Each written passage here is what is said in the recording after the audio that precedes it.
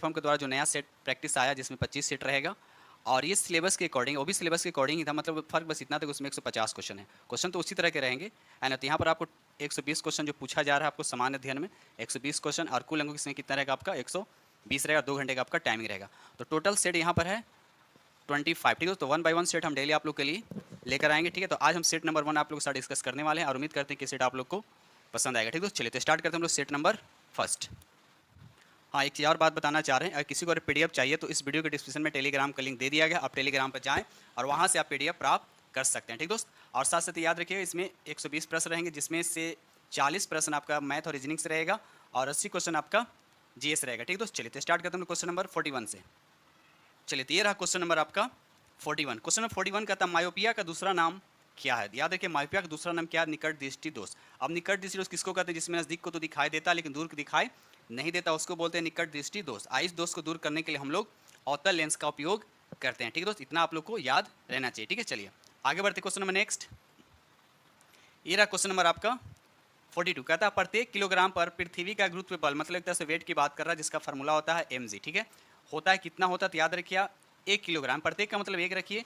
और जी का वैल्यू देखिए अगर ऑप्शन के अकॉर्डिंग देखा है तो यहाँ जी का वैल्यू आपको 10 लेना है, यानी ऑप्शन आंसर हो जाएगा आपका 10 न्यूटन। इसका राइट आंसर कौन हो जाएगा आपका बी हो जाएगा, ठीक है दोस्त। चलिए ऐसे जी का मान कितना होता है याद रखिएगा 9.8 होता है, कितना होता है 9.8 मीटर पर सेकेंड स्क्वायर होता है, याद रखिएगा। क्वेश्चन नंबर आपका 43। क्वेश्चन 43 कहता है सूर्य के प्रकाश में कितने रंग निहित होते हैं। याद रखिए सूर्य के प्रकाश में कितने रंग होते हैं, याद रखिएगा सूर्य के प्रकाश में 7 रंग होते हैं, याद रखिएगा 7 रंग होते हैं, ठीक है। तो सबसे बड़ी बात एक और याद रखिएगा इसमें 7 रंग जो होते हैं तो इसमें एक लाल रंग होता है जिसका तरंगधर क्या होता है सबसे ज़्यादा होता है, और एक बैगनी होता है जिसका तरंगधर सबसे कम होता है। तो ये चीज़ आप लोग को दिमाग में रखना है। तो जिसका तरंगधर सबसे ज़्यादा होता है उसका परिकीर्णन कम होता है, जिसका तरंगधर सबसे कम होता है उसका परिकीर्णन सबसे ज़्यादा होता है। तो ये 2 बातें आप लोग को याद होना चाहिए, ठीक है दोस्त। चलिए आगे बढ़ते क्वेश्चन नंबर यहाँ पर 44 कहता है निम्नलिखित में से किस उपकरण का उपयोग विद्युत प्रवाह के मापने के लिए किया। देखिए विद्युत प्रवाह का मतलब करंट की बात हो रहा है, करंट की मापने की बात हो रहा है, ठीक है। चाहे दिष्ट धारा मतलब डायरेक्ट करंट हो या अल्टरनेट करंट हो, यानी डीसी हो चाहे एसी हो, किसी को भी मेजरमेंट करने के लिए किसका उपयोग किया जाता है। तो यहाँ पर सही आंसर जो होगा आपका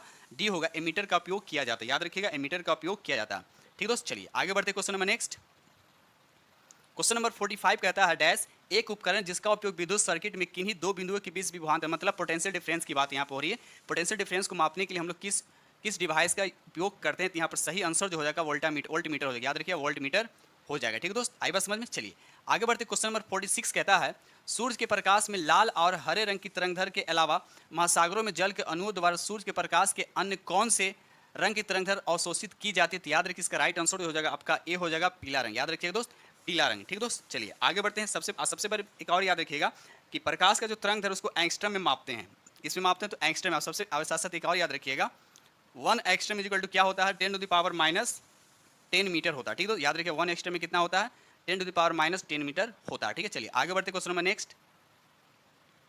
क्वेश्चन नंबर 47 कहता है कॉर्निया के पीछे पाए जाने वाले उत्तक के रंगीन वलय को किस नाम से जाना जाता है, जो पुतली के आकार को समायोजित करके आंख में प्रवेश करने वाले प्रकाश की मात्रा को, देखिए सिंपल से यहाँ पर है प्रकाश की मात्रा को नियंत्रित करता है। तो बस याद रखिएगा आइरिस जो है जैसे आंख में लाइट पास करता आंख में एंट्री करता है तो आइरिस क्या करता है लाइट को क्या करता है कंट्रोलिंग करता है, ये होगी बात। और सबसे बड़ी बात ये भी याद रखिए कि लाइट जो आंख में किस पार्ट से एंट्री करता है, तो याद रखिए कॉर्निया के द्वारा लाइट जो आंख में प्रवेश करता है, ठीक दोस्त। आई बात समझ में। चलिए और साथ साथ ये भी याद रखिए किसी भी वस्तु का जो इमेज जो बनता है रेटिना पर बनता है। कहाँ पर नेक्स्ट 48। क्वेश्चन नंबर 48 कहता है कोयले का जलना अभिक्रिया का उदाहरण। कोयले का जलना किस तरह का अभिक्रिया का एग्जाम्पल है, तो याद रखिए इसका राइट आंसर हो जाएगा आपका संयोजन अभिक्रिया, याद रखिएगा संयोजन अभिक्रिया का ये एग्जाम्पल है, ठीक है दोस्त। चलिए आगे बढ़ते क्वेश्चन नंबर 49। निम्नलिखित में से कौन सा एक प्राकृतिक अम्ल क्षारक संकेतक नहीं। देखिए प्राकृतिक की बात करें जो एक क्षारक संकेतक नहीं है, तो इसका राइट आंसर जो हो जाएगा अजवाइन जो है, अजवाइन के पत्ते जो कोई क्षारक संकेतक नहीं है। बाकी पेटूला के फूल, लाल गोभी के पत्ते, जिनेनियम के फूल, ये सब जो है क्षार संकेतक है, ठीक है दोस्त। क्वेश्चन नंबर 50 कहता है कृत्रिम फाइबर आसानी से आग पकड़ लेते हैं परंतु अग्निशमन कर्मियों की वर्दी की अग्नि प्रतिरोधी बनाने के लिए इस पर प्लास्टिक की कोटिंग की जाती है, ठीक है। तो आपको बताना है इसका राइट आंसर क्या होगा। तो याद रखिए इसका राइट आंसर जो हो जाएगा आपका बी हो जाए मेलामाइन, याद रखिएगा मेलामाइन का कोटिंग किया जाता है, ठीक है दोस्त। चलिए क्वेश्चन नंबर 51 कहता है सभी एसिड धातुओं के साथ अभिक्रिया करके गैस उत्पन्न करती है। याद रखिएगा जितने भी धातु हैं तो सभी एसिड से रिएक्ट करने के बाद क्या उत्पन्न करते हैं, तो याद रखिएगा हाइड्रोजन गैस, याद रखिएगा हाइड्रोजन गैस। साथ साथ ये भी याद रखिएगा जितने भी अम्ल होते हैं या एसिड होते हैं उसमें एक चीज कॉमन होता है, क्या? तो हाइड्रोजन गैस। जितने भी एसिड होता है सब में क्या होता है? हाइड्रोजन गैस उपस्थित होता है। ठीक है दोस्त, चलिए आगे बढ़ते हैं नेक्स्ट। अगर दोस्त वीडियो अच्छा हो तो प्लीज लाइक जरूर कीजिएगा, और जो फ्रेंड चैनल पे नए हैं ये चैनल को सब्सक्राइब कर लीजिएगा और साथ में बेल आइकन को प्रेस करना नहीं भूलिएगा, क्योंकि हम आप लोगों को 25 सेट पूरे कराने वाले हैं। ठीक है दोस्त, चलिए क्वेश्चन नंबर यहाँ पर 54 कहता है पदार्थ की निम्नलिखित में से किस अवस्था को बोस आइंस्टीन कंडेंसेट के नाम से जाना था? पदार्थ की कौन सी अवस्था होता है? तो याद रखिएगा पंचम अवस्था है। कौन सी अवस्था होता है? ये पांचवी अवस्था होता है। तो पहला तो हो गया ठोस, द्रव, गैस। अब रहा कि चौथी कौन होता है? तो याद रखिए चौथी होता है प्लाज्मा। प्लाज्मा जो होता है चौथी अवस्था होता है किसी पदार्थ का। पांचवा जो होता है बोन्स आइंस्टीन कंडेंसेट के नाम से जाना जाता है। ठीक है दोस्त, चलिए क्वेश्चन नंबर 53 कहता है कार्बन के कुल कितने प्राकृतिक समस्थानिक होते हैं? कार्बन के कितने समस्थानिक होते हैं?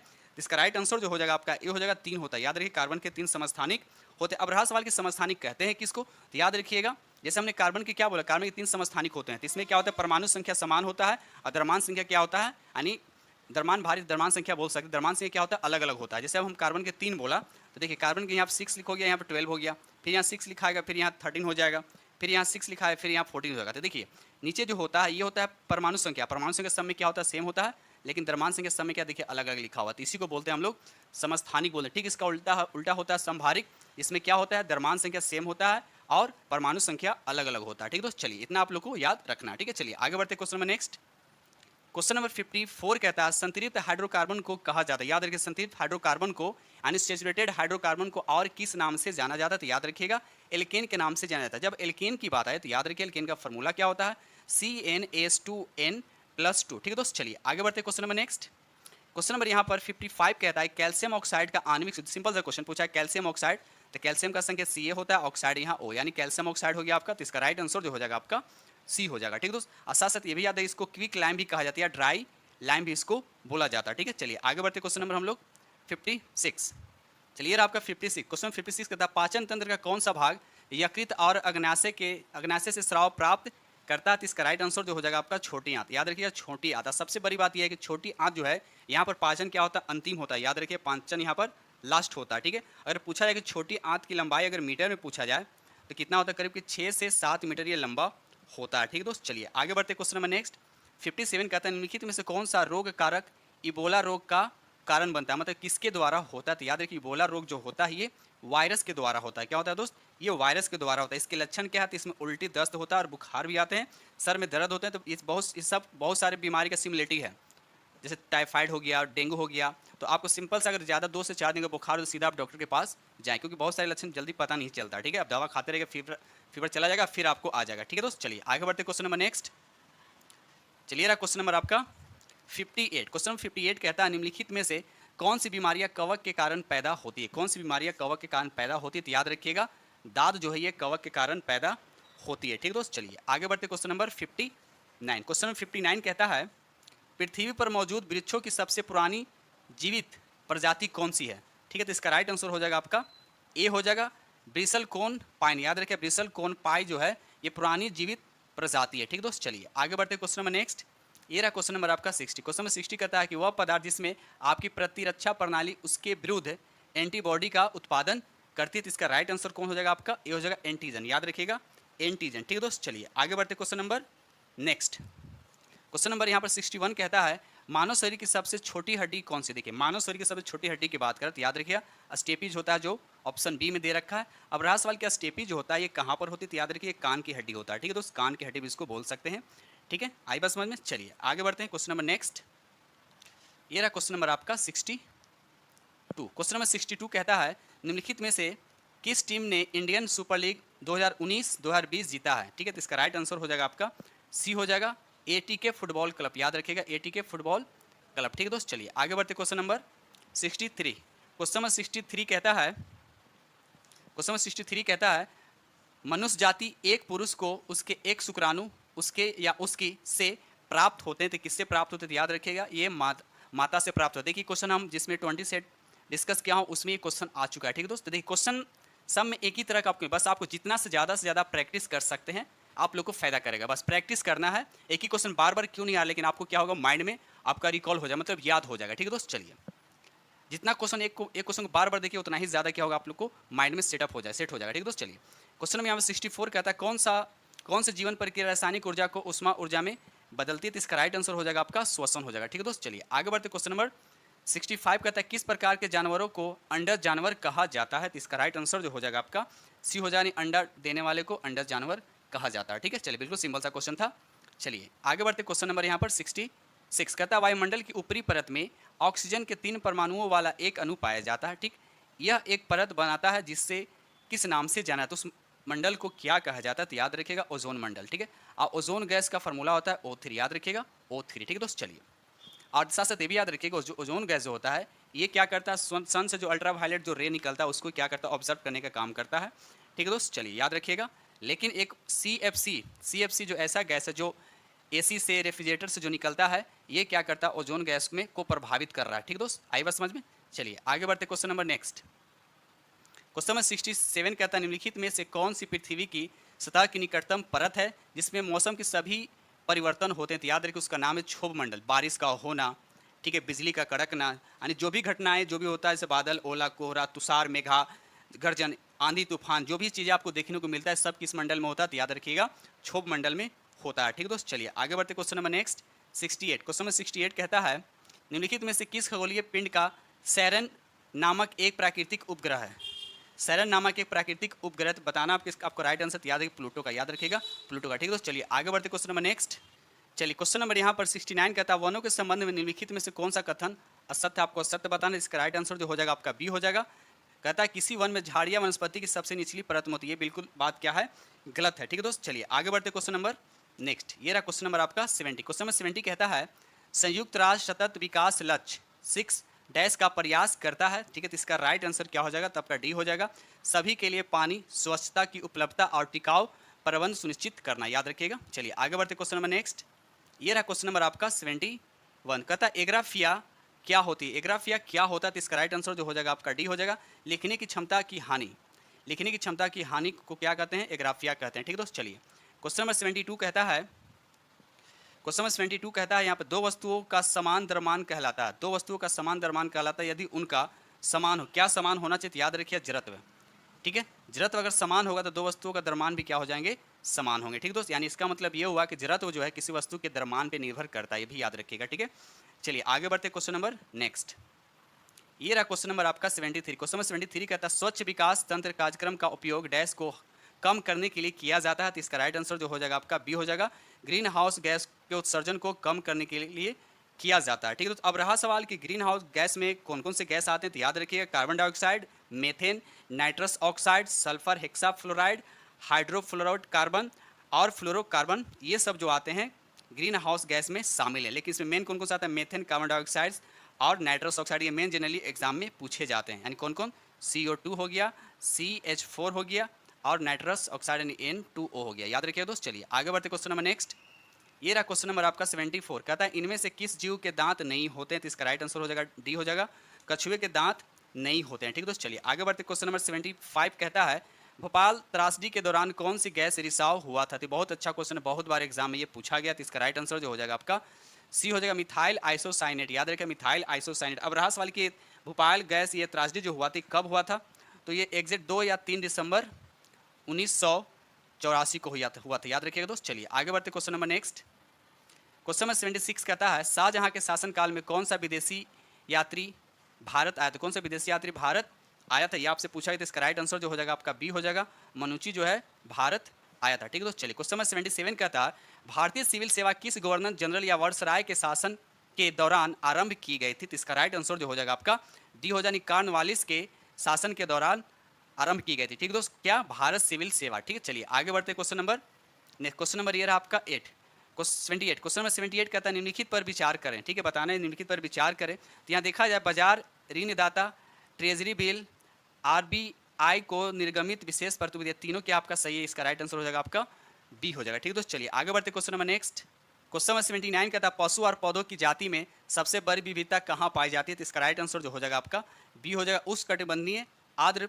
वनों में सबसे ज़्यादा पाई जाती है। ठीक है दोस्त, चलिए क्वेश्चन नंबर 80 कहता है निम्नलिखित में से कौन सी घटना सबसे पहले हुई? इसमें से बताना है कि कौन सी घटना सबसे पहले हुई। तो इसका राइट आंसर जो हो जाएगा आपका सी जो है, चारों में सबसे पहले कौन घटना हुआ था? प्रथम एंग्लो सिख युद्ध सबसे पहले हुआ था। ठीक है दोस्त, चलिए आगे बढ़ते। क्वेश्चन नंबर नेक्स्ट, ये रहा क्वेश्चन नंबर आपका 81 बिहार में जल मंदिर कहाँ अवस्थित है, बताना आपको कि बिहार में जल मंदिर कहाँ स्थित है। तो याद रखिए ऑप्शन डी हो जानी पावापुरी में जल मंदिर क्या है दोस्त स्थित है। ठीक है दोस्त, चलिए आगे बढ़ते question number next. Question number 82 कहता है व्हीलर द्वीप का नया नाम क्या है। व्हीलर द्वीप का नया नाम क्या है, याद रखिए इसका राइट आंसर जो हो जाएगा आपका अब्दुल कलाम द्वीप जो है इसका नाम रखा गया है। व्हीलर द्वीप का नया नाम क्या है, अब्दुल कलाम द्वीप। ठीक है दोस्त, और ये कहाँ याद रखिए उड़ीसा में। ठीक है दोस्त, चलिए आगे बढ़ते क्वेश्चन नंबर नेक्स्ट।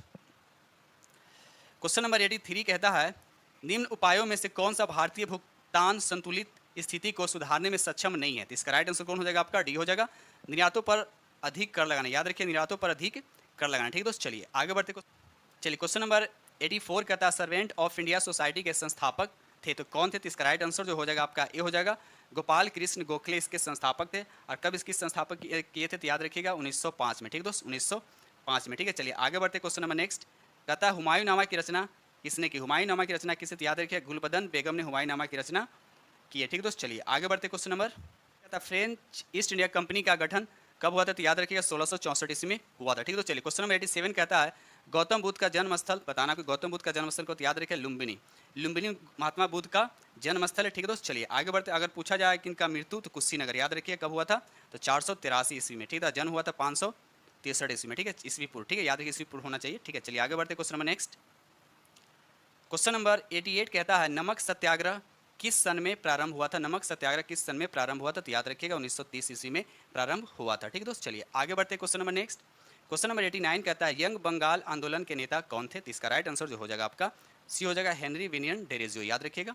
चलिए आगे बढ़ते क्वेश्चन नंबर नेक्स्ट 90 कहता है मोर्ले मिंटो रिफॉर्म को किस वर्ष में प्रस्तुत किया गया था। तो इसका राइट आंसर जो हो जाएगा आपका 1909 में प्रस्तुत किया गया था। ठीक है दोस्त, चलिए आगे बढ़ते क्वेश्चन नंबर नेक्स्ट 91 कहता है महावीर का जन्म किस नाम के क्षत्रिय गोत्र में हुआ था। तो इसका राइट आंसर हो जाएगा आपका बी हो जाएगा ज्ञात्रिक क्षत्रिय गोत्र में हुआ था। ठीक है दोस्त, चलिए आगे बढ़ते क्वेश्चन नंबर नेक्स्ट। ये रहा क्वेश्चन नंबर आपका 92 कहता है संपत्ति के अधिकार को मौलिक अधिकार की सूची से कब हटाया गया था। तो इसका राइट आंसर हो जाएगा आपका याद रखिएगा 1978 में। और कौन सा संविधान संशोधन था, तो याद रखिए 44वां संविधान संशोधन के दौरान किया गया था। संपत्ति के अधिकार को मौलिक अधिकार से हटा दिया गया था और अनुच्छेद 300A में इसको रख दिया गया। ठीक है दोस्त, चलिए आगे बढ़ते क्वेश्चन नंबर 93 निम्नलिखित में से संविधान सभा की संघ संविधान समिति का अध्यक्ष कौन था। तो इसका राइट आंसर हो जाएगा आपका सी हो जाएगा जवाहरलाल नेहरू। ठीक है दोस्त, चलिए आगे बढ़ते क्वेश्चन नंबर नेक्स्ट। ये रहा क्वेश्चन नंबर आपका 94 निम्नलिखित कथनों में कौन सा सही, आपको बताना है इसमें से कौन सा कथन सही है। तो इसका राइट आंसर हो जाएगा डी भारत एक संसाधक प्रजातंत्र, याद रखिएगा। क्वेश्चन नंबर 92 कहता है यदि राष्ट्रीय आपातकाल घोषित किया जाता है तो उसे प्रत्येक डैश बाद संसद का अनुमोदन प्राप्त करना आवश्यक होता है। तो इसमें राइट आंसर क्या हो जाएगा आपका 6 माह। ठीक है दोस्त, 6 माह बाद संसद का अनुमोदन प्राप्त करना आवश्यक हो जाता है। ठीक है, चलिए आगे बढ़ते क्वेश्चन नंबर नेक्स्ट। ये रहा क्वेश्चन नंबर आपका थोड़ा छोटा कर दूं। चलिए एक तरफ दे रखा आपका संविधान के अनुच्छेद।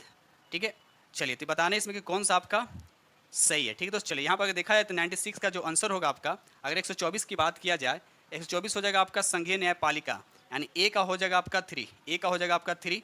तो देखा है तो बस एक ही ऑप्शन दे रखा है यहाँ पर 3 वाले, तो ये हो गया आपका, बाकी मिला लीजिएगा। ए का 3, बी का 4 हो जाएगा, ए का 3, बी का हो गया आपका 4 हो गया, सी का 1 हो जाएगा और डी का 2 हो जाएगा। ठीक है दोस्त, इस तरह से मिला लीजिए। ठीक है, चलिए आगे बढ़ते question number next.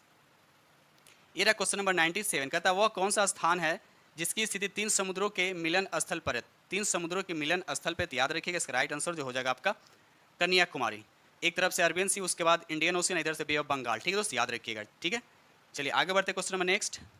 Question number 98 कहता है अजंता और एलोरा की गुफाएं किस राज्य में स्थित है, आपसे ये पूछा गया। तो याद रखिए इस 98 का आंसर हो जाएगा आपका डी, यानी महाराष्ट्र में। ठीक है दोस्त, चलिए क्वेश्चन नंबर 99 कहता है निम्नलिखित में से कौन सा नवीकरणीय ऊर्जा संसाधन नहीं है। तो इसका राइट आंसर हो जाएगा डी हो जाएगा, यानी कोयला। ठीक है दोस्त, चलिए आगे बढ़ते क्वेश्चन नंबर नेक्स्ट। ये रहा क्वेश्चन नंबर 100 कहता है किसको पार कर लेने पर एक दिन जुड़ जाता है। किसको पार कर लेने पर एक दिन जुड़ जाता है। तो इसका राइट आंसर हो जाएगा आपका डी। देखिए पहले भी जो 20 से डिस्कस किया उसमें भी इस तरह क्वेश्चन आपको देखने को मिला है। तो देखिए जितना क्वेश्चन आप लोग को माइंड में एक क्वेश्चन जितना बार आएगा उतना जल्दी वो आपको याद होगा। तो बस आप लोग को क्या करना है, जितना प्रैक्टिस कर सकते हैं आप करें। ठीक है दोस्त, चलिए प्रैक्टिस कराने के लिए हम रेडी हैं। ठीक है, आप जितना प्रैक्टिस कर सकते हैं करें। ठीक है दोस्त, चलिए क्वेश्चन नंबर 101 कहता है सौरमंडल का सबसे चमकीला ग्रह कौन सा है। सौरमंडल का सबसे चमकीला ग्रह कौन सा, तो याद रखिए शुक्र ग्रह को सौरमंडल का सबसे चमकीला ग्रह है। और साथ साथ और इसकी खासियत याद रखिए, इसको सुबह का तारा और शाम का तारा भी इसको कहा जाता है। और साथ साथ सबसे गर्म अगर पूछा है कि सबसे गर्म ग्रह कौन होता है तो शुक्र ही होता है। ठीक है दोस्त, चलिए इतना फैक्ट आपको याद होना चाहिए। आगे बढ़ते हैं, चलिए ये रहा आपका 102 कहता है निम्नलिखित में से किसको सह्याद्री पर्वतमाला भी कहा जाता है? तो याद रखिए इसका राइट आंसर जो हो जाएगा पश्चिमी घाट को सह्याद्री पर्वतमाला भी कहा जाता है। ठीक दोस्तों, चलिए आगे बढ़ते। क्वेश्चन नंबर 103 कहता है चारागाह को पंपास, यानी पंपास सिंपल से समझिए, पंपास जो किस महादेश का ये एक तरह का घास है, ये पूछा जा रहा है आपसे। ठीक है, तो बताने इसका राइट आंसर हो जाएगा आपका दक्षिण अमेरिका। ठीक है दोस्त, दक्षिण अमेरिका, इसके ऊपर में कौन सा है? North America. ठीक है, चलिए आगे बढ़ते। क्वेश्चन नंबर 104 विश्व व्यापार संगठन की स्थापना कब हुआ था? आपको पूछा है कि इसकी स्थापना कब हुआ? तो याद रखिए 1995 में इसकी स्थापना हुआ है। ठीक है दोस्त, अगर इसका मुख्यालय पूछा जाए तो याद रखिए इसका मुख्यालय कहाँ? तो जिनेवा में है।